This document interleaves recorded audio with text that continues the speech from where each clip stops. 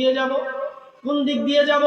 জিবরাইল আমিন আলাইহিস সালাতু ওয়াস সালাম বললেন, ইয়া রাসূলুল্লাহ, ইয়া হাবিবাল্লাহ, এই রাস্তা ছাড়া অন্য কোনো বিকল্প রাস্তা আপনাদের জন্য খুঁজে বের করতে হবে। নির্দেশ কার?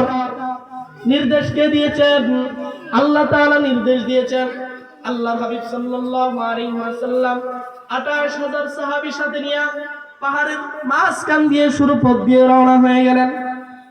যখন আল্লাহর হাবিব সাল্লাল্লাহু আলাইহি ওয়াসাল্লাম রওনা হয়ে গেলেন, রওনা হয়ে যাওয়ার পর সামনে গিয়ে দেখতেছে একটা মরা লাশ জানাজার অপেক্ষার জন্য দাঁড়ানো আছে।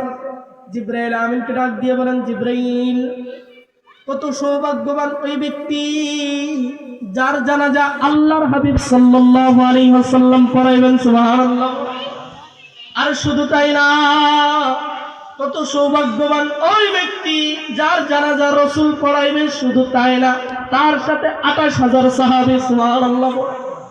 জিবরাইল ডাক দিয়ে বলেন, ইয়া রাসূলুল্লাহ, ইয়া হাবিবাল্লাহ, আর তো বাকি রইছে। কি বাকি রইছে তো আপনি বলেন না?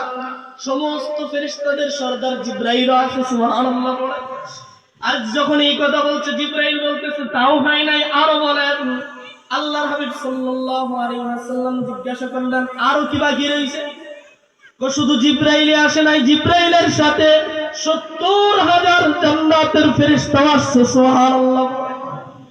আল্লাহর হাবিব সাল্লাল্লাহু আলাইহি ওয়াসাল্লাম লাশের দিকে তাকায় আছে, আর চোখ দিয়ে পানি পড়তেছে, চোখ দিয়ে পানি পড়তেছে, লাশের দিকে তাকায় আছে।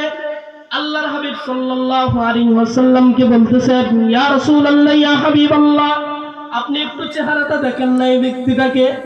আল্লাহর হাবিব সাল্লাল্লাহু আলাইহি ওয়াসাল্লাম যখন চেহারাটা দেখলেন, দেখার পর জিবরাইলকে বলতেছেন, জিবরাইল, এ তো আমার